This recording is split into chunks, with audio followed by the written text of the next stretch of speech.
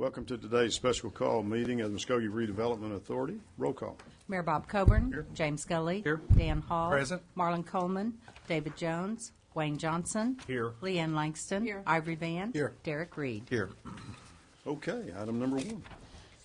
Consider and take action with respect to a resolution accepting the responsibilities as designated to the Muskogee Redevelopment Authority by the City of Muskogee, Oklahoma, pursuant to the Muskogee Urban Renewal Area and Economic Development Project Plan adopted by the city, authorizing the authority to issue its tax increment revenue note, Tax Series 2014, in the aggregate principal amount of $6,550,000, waiving competitive bidding and authorizing the note to be sold on a negotiated basis, approving and authorizing execution of a general bond indenture and Series 2014 supplemental note indenture, authorizing the issuance and securing the payment of the note, approving and authorizing execution of a security agreement by and between the city and the authority pertaining to a pledge of certain ad valorem and sales tax increment revenue, providing that the organizational document creating the authority is subject to the provisions of the indenture, approving and authorizing the execution of an economic development agreement, approving the use of assistance and development financing, authorizing and directing the execution of the note and other documents relating to the transaction, including professional services agreements and an escrow deposit agreement, and containing other provisions relating thereto. Mr. Tucker. Mr. Chairman, members of the authority, thank you all very much for this special call meeting today. We are undertaking for your approval a very important aspect in the redevelopment of the urban renewal area. That area is the 11th and Chicago, Talladega and Shawnee Avenue that we have discussed numerous times before. As you know, we went forward and sought financing options in order to finance $6.55 million note for the purpose of financing some of those improvements in the redeveloped area to be known as Phase 1A. And that is for the vector development that the council and the authority did approve several months ago. This would create 102,000 square foot of retail space with 2 big box stores and 2 other smaller retail businesses with 2 out parcels. So we've been working forward in acquiring the land acquisition. Those notes have already been secured through the foundation, and this is to provide a $4.75 million incentive to the developer for site improvements, and that was the amount that was asked for in his proposal that was submitted. Additionally, it accounts for $1.25 million in public improvements that will be needed as the site improves, such as for streets, stormwater, connecting utilities, things of that nature. Additionally, we have some financing that has been incorporated for capitalized interest so that we can begin making payment on the note prior to the full year where the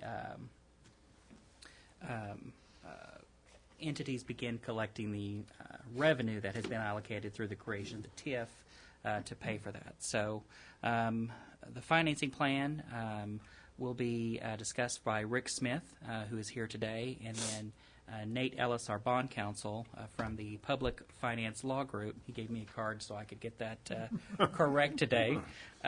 Is also going to discuss the development agreement that we have as included in this resolution, and any issues that relate to the actual creation of the bonds. Rick, do you want to speak first?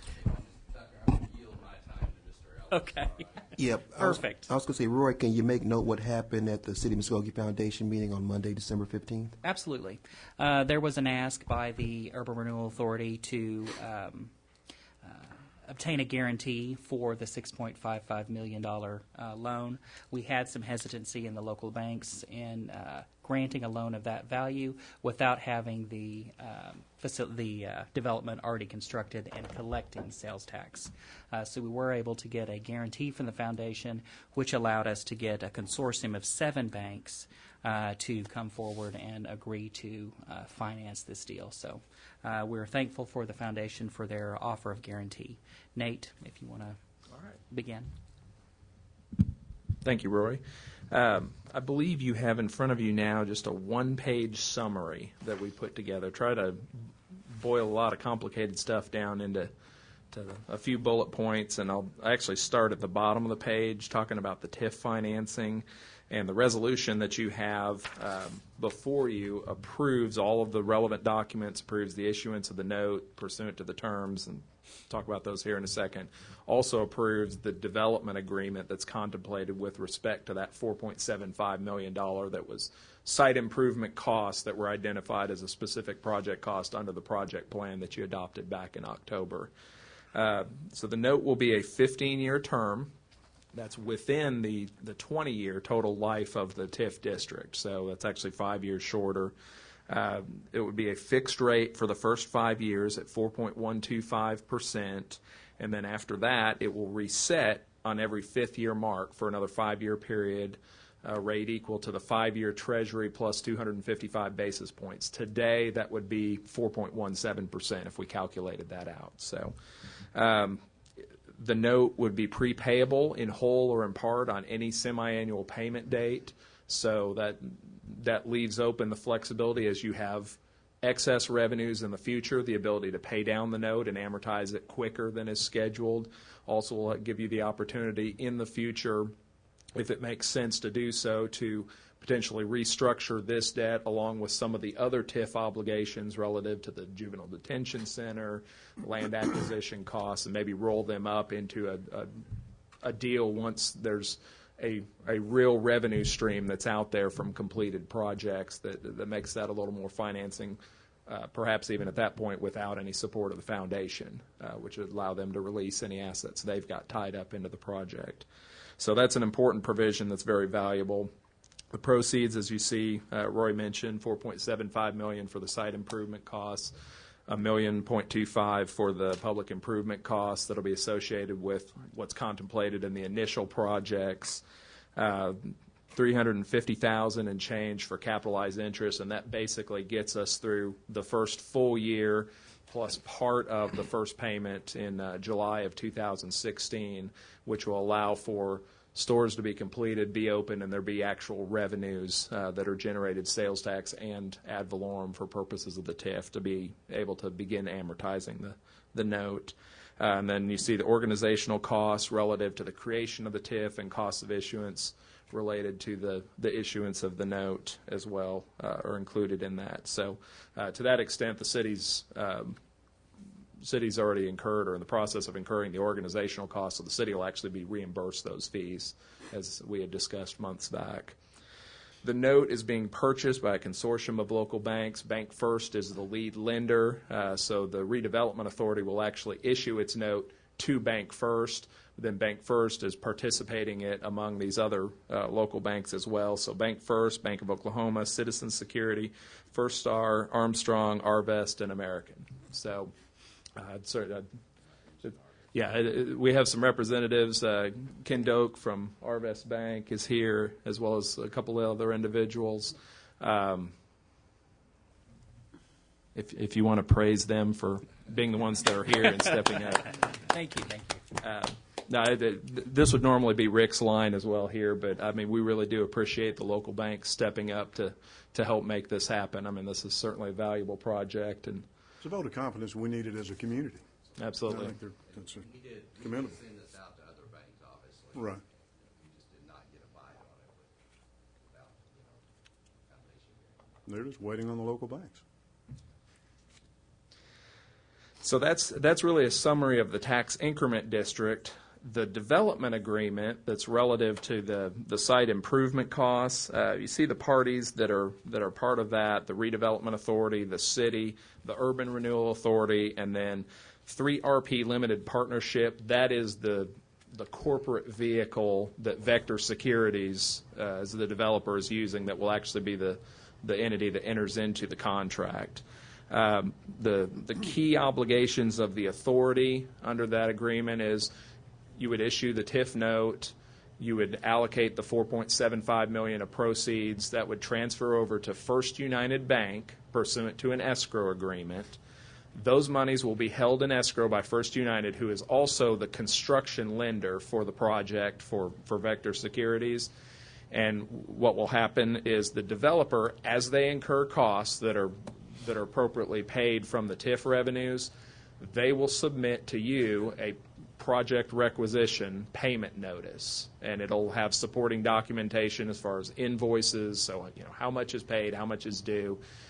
You and the city will look at those, sign off on them, and then forward them on to First United Bank. And once First United Bank receives a requisition that you've signed off on, then they will pay the requisition, whether it's paying the vendor directly because they just forwarded the invoice, or if Vector actually pays it and is seeking reimbursement for that cost, that's also an appropriate way to do it. Works either way. So that's how that money will be handled. You'll have oversight periodically, probably on a monthly basis. You'll have potentially one or two or multiple payment notices that Roy and staff will process through and vet out and bring to for your formal approval.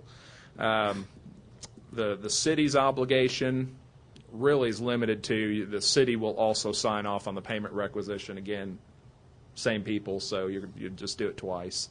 The Urban Renewal Authority primary obligation is to sell the property that's going to be what comprises this Phase 1A project. That's the retail development. The purchase price, $1,844,000, is the number that was set forth in the proposal that was previously approved. I believe in the proposal it talked about 11 acres of property. The actual amount of property is 13.26 acres, and the reason for that is I think there's a creek that's running through part of the property, and so it's basically an offset to make sure they've got the amount of usable land that they need for purposes of actually building or placing the buildings. The developer's obligation, they'll purchase the property for the $1,844,000, and as kind of a reminder to how that ties in, that amount of money, and Roy, correct me if I'm wrong, you may not have $1,800,000 because there's moving parts with respect to the sale of property, because part of it's owned by the county right now, the juvenile detention center, so there's some timing, but ultimately that $1,800,000 will be applied to pay off the costs that you incurred in connection with the juvenile detention center relocation project. So that will be applied to that to offset those costs. They'll construct the Three Rivers Plaza Shopping Center, and then they'll submit the payment requisitions periodically as they incur those costs. One other item that I don't have on the spreadsheet that came up is we're kind of working through the very near final draft of the development agreement. I think maybe you have a draft as of yesterday. I emailed the draft out.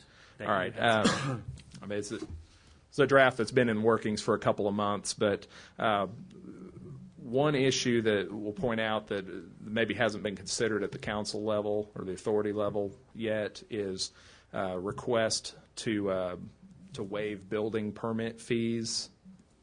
And that would be something that we would incorporate. Roy, I don't know if you want to speak more to that. They had made a comment relative to waiving some of the impact fees, and we talked about certain impact fees that just wouldn't be appropriate for them to be waived. In particular, the impervious surface fee, right, which of course we need for our stormwater improvements throughout the city. So when we talked with Vector's attorney about an hour ago, that was one of the things that we said that the city would not be interested in waiving, and they understood that, and they said that those are additional costs that can be passed along to the entities that they will lease to. So that was not a fee that they were considering. But what I wouldn't say as a concern, but was something that certainly we wanted to bring up is, in the proposal, they had asked for $4.75 million as an incentive, and there wasn't any reference to waiving of the building fees or the permit fees for construction.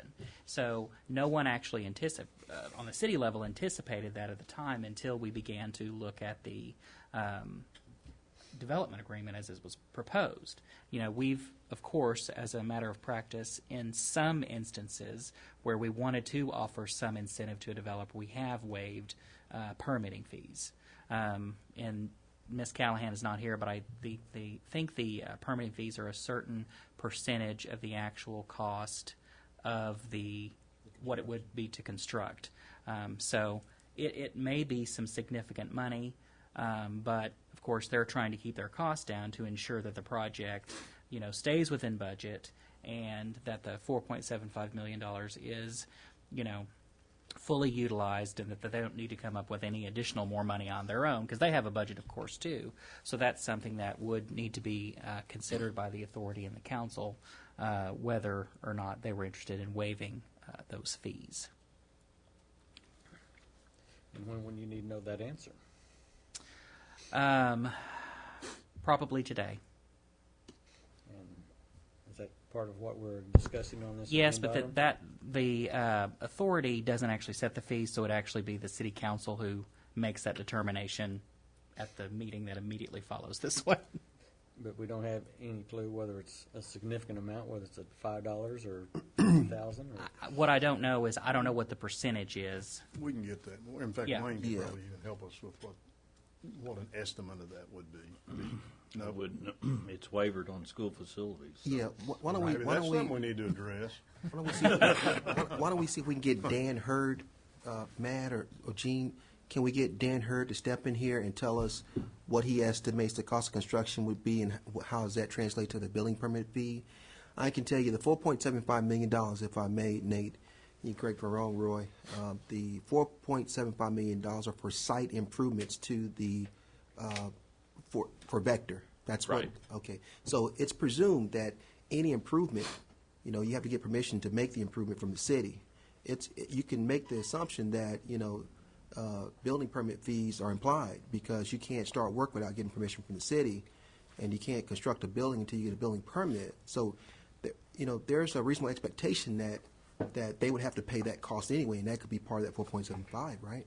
Yeah, it certainly could be. I think this is something that Yeah. is effectively in addition to the $4.75 million. So We definitely want to make it easier for these developers to navigate through our system, no doubt. We need to see what the economics are. I don't think we really thought about it. I know in our RFP, Mayor and Council, that we did list a laundry list of incentives that we would offer. We didn't say how we were going to dole the incentives out. And so the staff, we've been really dealing with this, and really through Roy's office and our consultant, to kind of get an idea of what's appropriate and that kind of thing. And so that's why Roy's here saying, the building permit fees, we don't really know because this is a last minute kind of request, right? yes. Okay.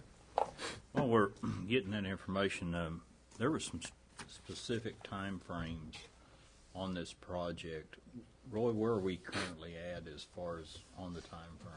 So far, we're looking very good. The issue has to do with the land transfer, but the financing, everything, we've met those deadlines. They did obtain a commitment of a title policy that did have a number of exceptions, most of which we knew about and are working through those.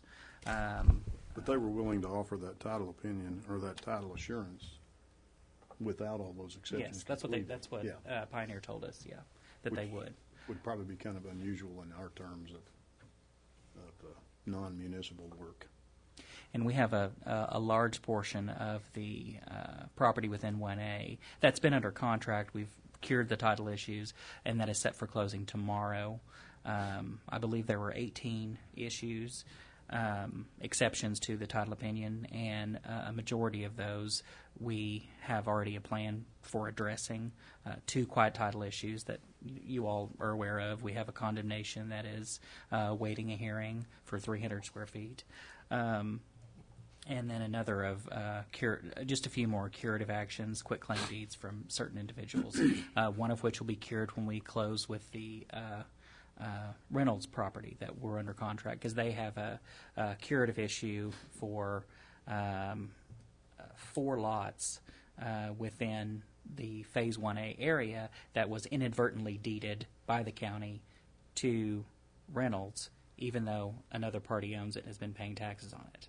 So there's still that curative. I mean, this property, as you know, most of it hasn't been touched since the 50s, and so we've uncovered a lot, and we've worked through a ton of issues, and so we're continuing to work diligently through those. And as far as I'm concerned, and as far as my conversation with Vector, we're still on time. Okay. As we're at this point right now, if something occurred that Vector wasn't going to proceed forward, what would be our back out at this time financially? The land reverts back to us, will come back to us, and they will not have the incentive, the 4.75. You're talking about what's our financial risk? Is that what you're doing? Okay. I think it's negligible. I mean, we're paying municipal finance group for their time. Yeah, effectively cost of issuance and, some amount of interest. I certainly can't speak for the banks, but, were the deal to completely unwind, I don't know that they would actually make you wait until next July 1st to pay off the deal. I'm sure you could probably talk to them and work something out relative to that. So, with respect to the 4.75, that's one of the purposes of, placing that money into an escrow fund. You won't process any payment requisitions until they've acquired the property and they've actually begun construction. Yeah. Obviously, they wouldn't have any costs to reimburse until they've begun construction anyways. So, and that payment would be on our purchasing schedule, right? Payment schedule. So we're just poised to proceed. Mm-hmm. Yes. Okay. Just want to make sure we're covered. Well, I understand. We waited, frankly, until we knew the First United had kind of approved and made a commitment for the other side of the financing before we brought this to you. I've seen the commitment letter from the First United on their side of it. And that's typically how it's done. We don't do the public financing until we know the private financing is lined up. Okay. Is there other comments or discussion? Just kind of I'm just still kind of curious as to what. Okay. Yeah. And I just want to make sure as we go into the next 3 or 4 phases that as we negotiate, we need to be looking at what these other pieces are instead of these last minute deals. Because I don't think anybody wants to throw a cog in it, but it's still disappointing that there's one more. Yeah, this is a new. This project is very new to the city, and so everyone is excited about it, Councilor. And the expedited building permit process is what we throw at people. Hey, we'll get you through our system quickly, and then building permit fees being waived is something that is definitely a city council item. And so we want to make sure that, that going forward that we do have a plan for it. But this is our first one. We don't want to set an administrative precedent by saying, hey, we'll waive building permit fees, and then the other person says, well, you did it for back there. Gene, were you able to get a hold of Dan? Dan's on his way. Okay. Yeah. I think it's 20. I think it's 25 cents a square foot up to 10,000 square feet, and then 4 cents a square foot after that. Okay, At least that's what I'm finding in the code. And the site, this building, it's based on building gross or leasable area, because typically these calculators work on either gross building space and or leasable area. Isn't that going to be a 5% number difference? Wouldn't it? Yeah. That's not addressed within the table that I'm looking at. Well, let's give us a round number then. How big is this base? You said the first 10,000 square, Roy? 25? 25 cents. About 109,000 square feet is what they estimated. Now that's 25. that may not be exactly Yeah. final, depending on building configurations, but that was what they had originally. 109 or 103? 109 is what we were using for purposes of when we did the revenue projections for the TIF itself.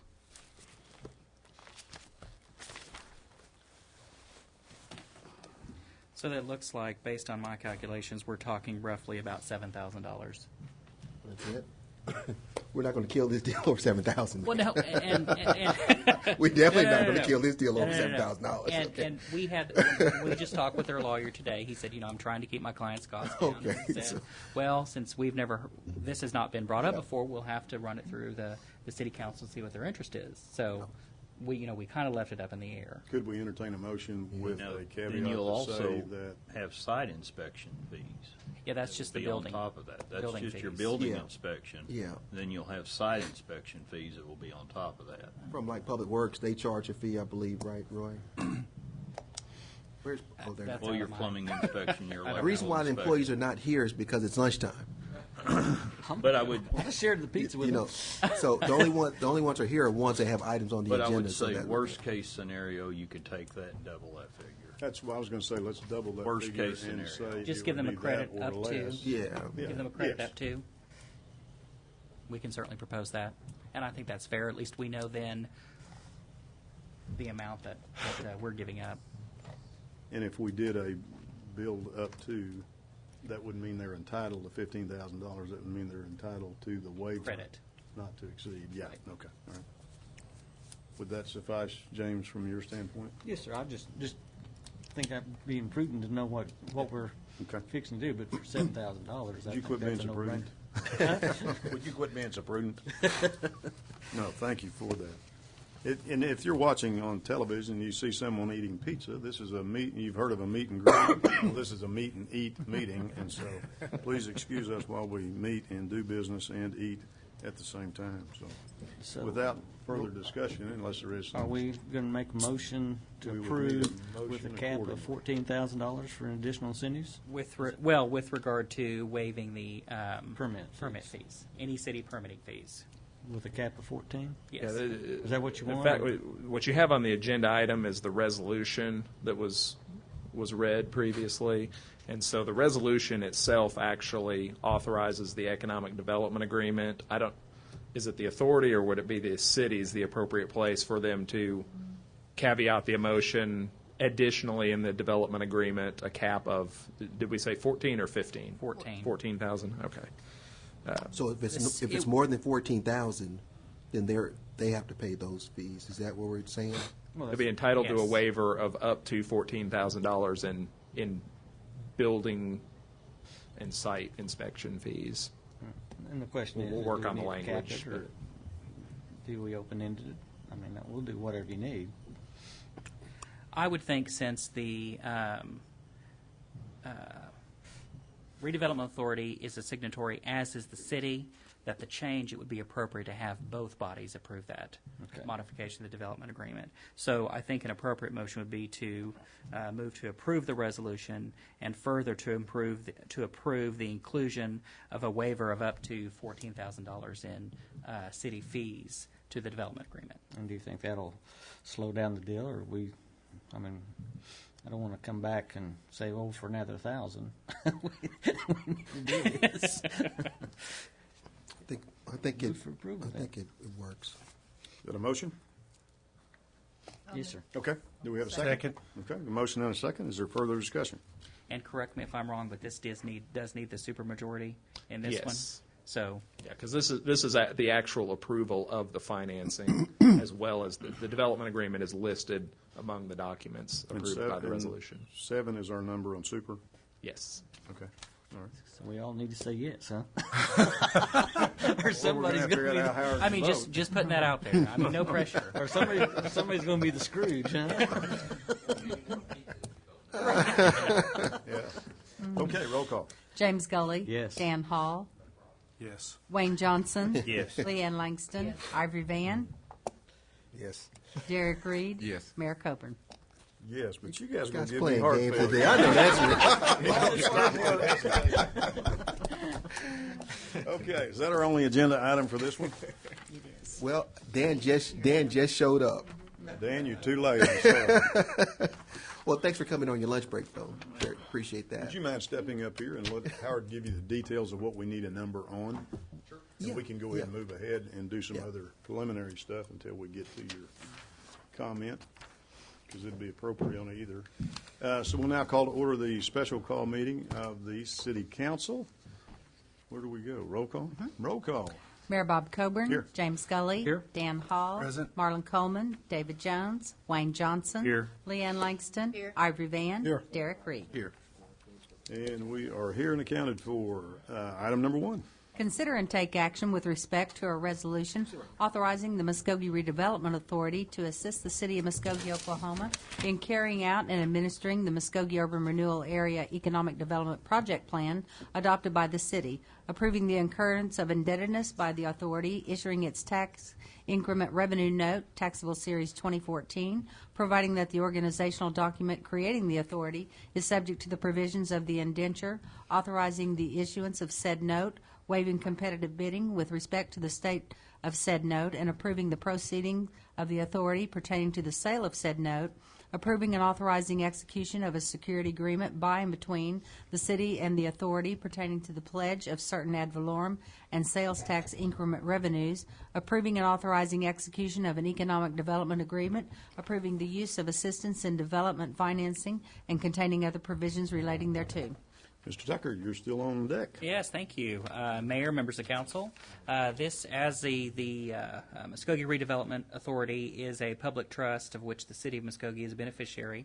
Anytime the trust takes on debt, then the council has the right to approve or disapprove that incurrence of debt. So this is the same deal that we've just been talking about relating to the approval of the financing plan. It will also include approval on behalf of the obligations of the city as it relates to the economic development agreement and so on and so forth.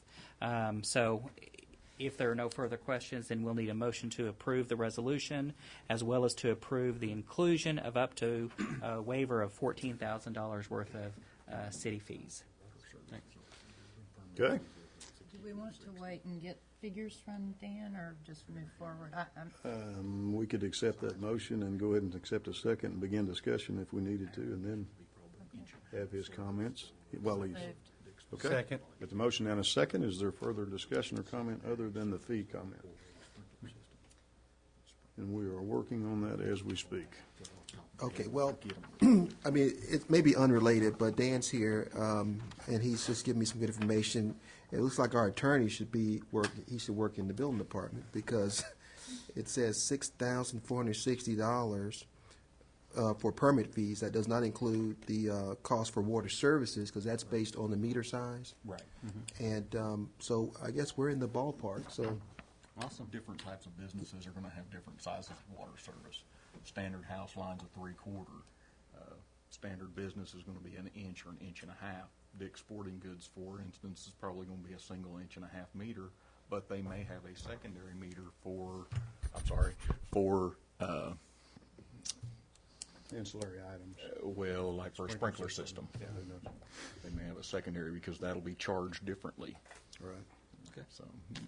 So we're well within. Yeah, I think you've done a good job here. Well, Actual building yeah. permit will be, that's what the Yeah. building permit will cost. The water services will be different prices depending on what size they need.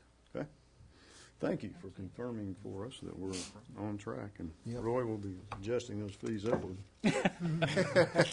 on the next agenda, I guess. in Well, a January. lot of times what happens is they see that size, that 25 cents per square foot, and they start calculating that on 109,000 square feet. Right. Their eyes start jumping out of their head. Right. Yeah, just as long as we make it clear, Roy, that it's only for the shell, because like if these other spaces become open, they may have to do their own interior renovation, and so those would not be included in this. Oh, so this is a one-time. This is a one-time for the building to construct it, but Right. like if they get an AT&T or another space, that tenant may have to go do an interior renovation, and they would need to pay their own permit fee. Now, we can do what we've called in the past a white box permit, which is a shell permit. Yes. At 15 cents per square foot, and then we will come back and charge them for a remodel fee for the individual that takes it on. Say they do a location and do a white box, an empty shell, at 15 cents per square foot, we'll turn around and charge for a remodel permit because they have a building, it is a shell, charge them a remodel permit fee for AT&T or whomever. So that's might even But when less. you're pull working that with the space. developer and not the developer and the tenant. Right, that way. Yeah, that'd be the difference in the two situations. So they may do. It sounds like me. They would probably do a white box, and then have their retailer do the interior unless it's part of their deal with the retailer, so. Okay, thank you very much, Dan. It's excellent. So the motion still, So motion's on the floor and, or on the table, I guess. Any other comments or questions? Roll call. James Scully. Yes. Dan Hall. Yes. Wayne Johnson. Yes. Leanne Langston. Yes. Ivory Van. Yes. Derek Reed. Yes. Mayor Coburn. Yes, motion carries. Item number 2. Consider approving a resolution declaring the property located at 2721 Elizabeth Street as surplus property and authorize the city manager to sell the same or take other necessary action. Mr. Tucker. Mayor, members of council, back in June, we were donated a parcel of property at 2721 by U.S. Bank on behalf of Citigroup Mortgage. This is one of their real estate-owned properties that they took for foreclosure and wanted to donate to the city. This came through the city council, and the city accepted it. It does have a single-family home on it that does need some work, but is certainly not condemnable or of dilapidated property. I hope I said that. I hope I didn't speak out of turn, Dan. Anyway, and so what we're asking to do is for this property to be declared surplus because it is currently in the name of the city, for us to get it back on the tax rolls and authorizing the city manager, to do that by an approved method that the city generally uses, such as advertising on GovDeals, processing it through my office under our surplus property program, or doing some type of sealed bid. So what we're asking is simply for approval to declare it surplus and authorize the manager to sell it, and it will be up to his discretion as to how to sell it in one of the city-approved methods for sale of surplus property. Okay. Move for approval. Got a motion? Motion and a second. Any discussion? Roll call. James Scully. Yes. Wayne Johnson. Yes. Leanne Langston. Ivory Van. Yes. Derek Reed. Yes. Mayor Coburn. Yes. Dan Hall. Yes. Item number 3. Motion carries, and then item number 3. Consider approval of bid for the purchase of 7 Sports Arts T65 treadmills for the use at Muskogee Swim and Fitness Center from Second Wind Exercise Equipment in the amount of $25,624, or take other necessary action. Roll call. Hi. Thank you for including us on this special call meeting. We would like to order these 7 new treadmills and have budgeted it for this current budget year. So we felt that was important to include in our request. And also just to let you know, I am familiar with the treadmills on the bid list and have ran or jogged on a few of them and the ones selected. So we are pleased with that particular treadmill and pleased that it at the price that it was bid. So. At a previous city council meeting, you rejected the previous bids because they didn't meet the specs that the Parks Department wanted. And so that item has been rebidded and it's back for you now. That's what this is. Questions or comments? Do we have the bid list in here? I'm just now finding it. Okay. I'm good now. Okay. For approval. Got a motion? Move for approval. Motion and a second. Any discussion? Roll call. James Scully. Yes. Dan Hall. Yes. Wayne Johnson. Yes. Leanne Langston. Yes. Ivory Van. Yes. Derek Reed. Mayor Coburn. Yes, motion carries. Item number 4, please. Consider approval of the proposed annual business plan from Sports Facilities Management for the management and operation of Love Hatbox Sports Complex, or take other necessary action. Mr. Wilkerson, and I'm assuming you'll have an additional introduction. Yes, I do. Just as an introduction to this and some background, as you remember, this council approved the agreement with Sports Facility Management, the company that's going to manage Love Hatbox, back in September. So in the beginning of October, they began working on a plan to bring to council, and that agreement calls for council to approve their budget and plan of their management team that they'll bring and put to work. We did take this, we met recently with this proposed plan a couple of weeks ago. We called a park board meeting last week, made that presentation to the park board the best that I could on the information they've presented us. The park board approved of their plan to recommend to council to proceed. That was last week, December 10th. And SFM wanted to get to the council for this consideration so that they can hit the ground on January 3rd is their, I think, or 5th is their start date that they want to start this action out at Hatbox. So Steve Goris is one of the team members from SFA out of Florida. He's been here, now this is his second trip. He's come to make this presentation to you to kind of explain what the plan is and answer any questions. So, Steve, if you'd like to. Steve, spell your last name for us. It's spelled Goris. Okay. And I have to say that I'm from Florida for about a week now. I'm a Lancaster, Pennsylvania native, so I'm a small town boy moving into a big city of Clearwater, Florida.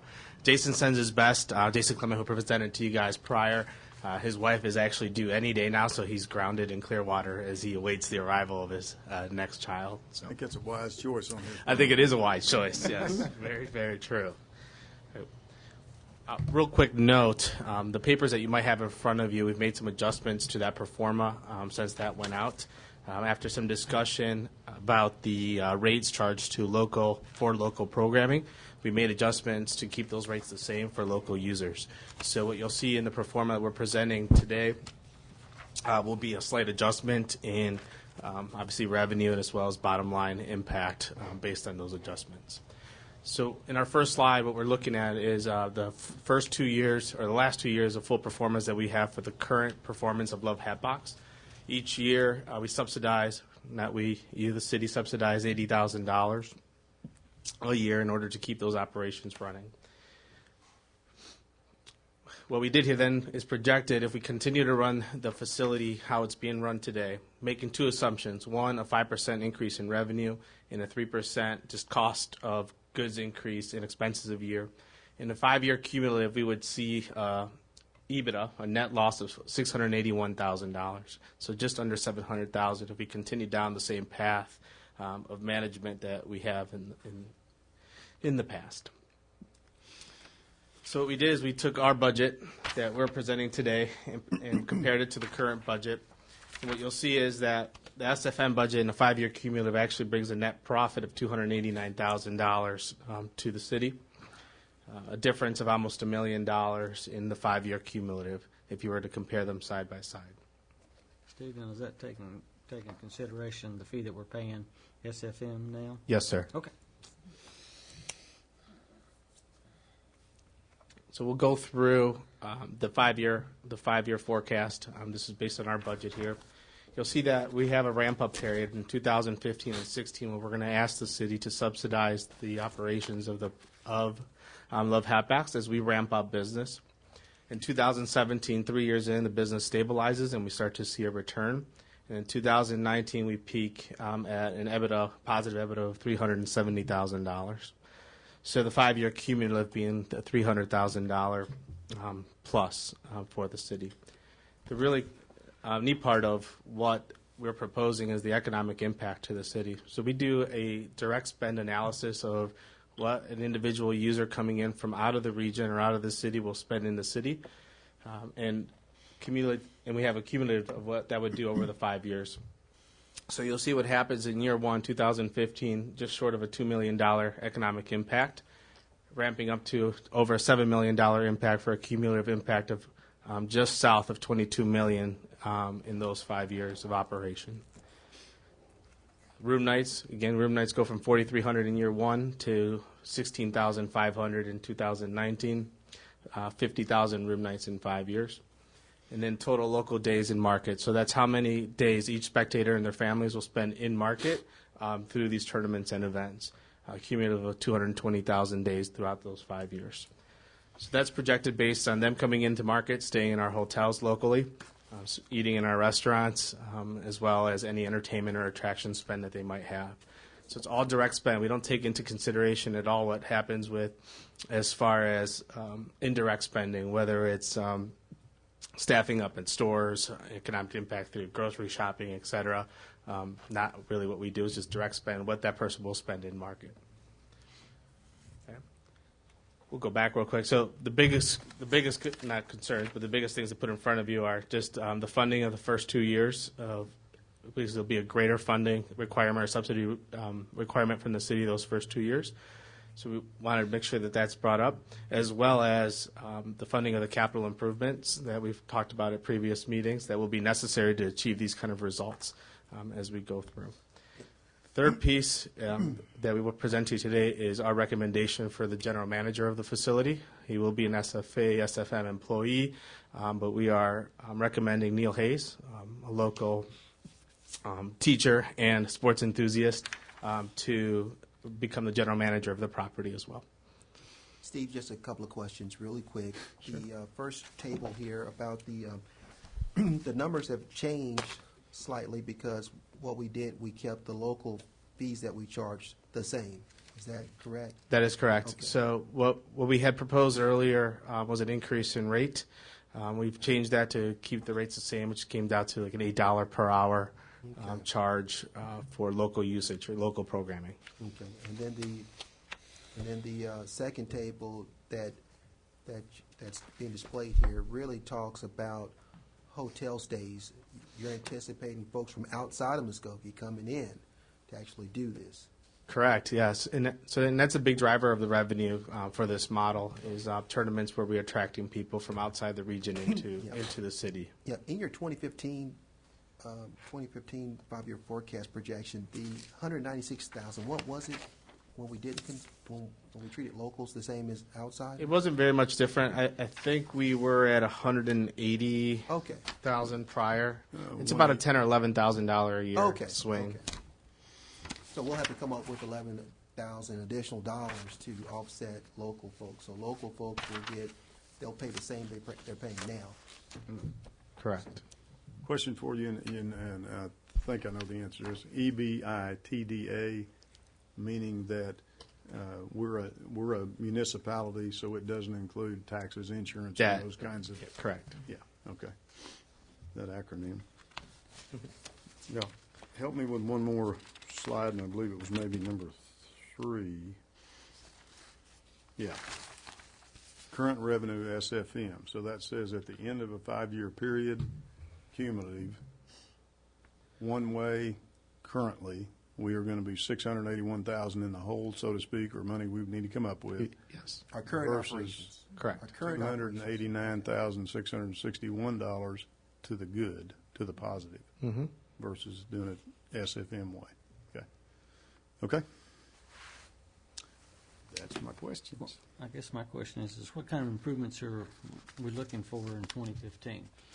It's a great question. We're actually doing a needs analysis as we speak of the facility. Most of the improvements in 2015 will base around the actual playing surfaces. So we need to get those to basically championship quality, if we would, for Little League or youth sports, so that we can attract the teams from around outside the region into the region to play in it. And we're using the capital improvements plan and the existing maintenance money to accomplish those. Not going to need additional monies over and above that. I'm excited over this project. $250,000 in our CIP. Okay. Just existing operation and maintenance in our operating budget. Additional comments and questions? And this information was provided to the Parks Board. How well was it received? Very well. The Parks Board voted unanimously to approve it and push it forward, and they were all excited. They can't wait to see the changes. I'm looking forward to Muskogee being a destination site. So, so there's 2 things that they have to do, is what I recall. Are you finished with the presentation? I am. I'm just here to answer questions. Okay. Sorry about that.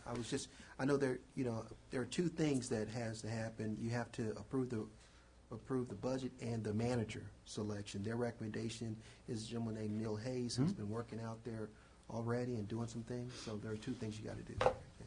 Does the motion, Roy, need to be separated, or can those both be handled in the same motion? It can be a motion to approve the annual business plan presented by SFM, as well as the appointment of the general manager. Neil Hayes. Neil Hayes, yes. Do we have approval? Second. A motion and a second. Any comments or discussion? Roll call. James Gully. Yes. Dan Hall. Yes. Wayne Johnson. Yes. Leanne Langston. Yes. Ivory Van. Yes. Derek Reed. Yes. Mayor Coburn. Yes, motion carries. Thank you. Thank you. Item number Good luck. 5, thank you. Consider an executive session to discuss and take possible action on the following. A, pursuant to Section 307B2, Title 25 Oklahoma statutes, consider convening an executive session to discuss negotiations with the International Association of Firefighters, Local Number 57, and if necessary, take appropriate action in open session. Move we go into executive session. Got a motion for executive session? Motion and a second. Any discussion? Roll call. James Gully. Yes. Dan Hall. Yes. Wayne Johnson. Yes. Leanne Langston. Ivory Van. Yes. Derek Reed. Yes. Mayor Coburn. Yes, motion carries. We'll now consider ourselves in executive sessions. If you would excuse us from the council chambers, please. We will now reconvene from our executive session. Roll call, please. Mayor Bob Coburn. Here. James Gully. Here. Dan Hall. Here. Wayne Johnson. Here. Leanne Langston. Ivory Van. Here. Derek Reed. Here. You notice nobody hesitates on saying here. It's just the important votes. Mr. Tucker. Pursuant to Section 307, may I see that? Oh, I'm so sorry. 307B2, Title 25 Oklahoma statutes, the City Council did convene an executive session to discuss the ongoing negotiations with the International Association of Firefighters, Local 57. After being presented with a draft agreement and upon notification that a pending vote of the IAFF Local 57 membership is forthcoming, I believe it is appropriate now for a motion to be made to approve a 2014-2015 collective bargaining agreement with minor modifications to be approved in the final document, all subject to ratification by the International Association of Firefighters, Local 57. Move for approval. Second. The motion's been made. The second has been made. Is there discussion regarding? Roll call. James Gully. Yes. Dan Hall. Yes. Wayne Johnson. Yes. Leanne Langston. Yes. Ivory Van. Yes. Derek Reed. Yes. Mayor Coburn. Yes, and the motion passes, and that concludes our agenda for today. Thank you, and Merry Christmas.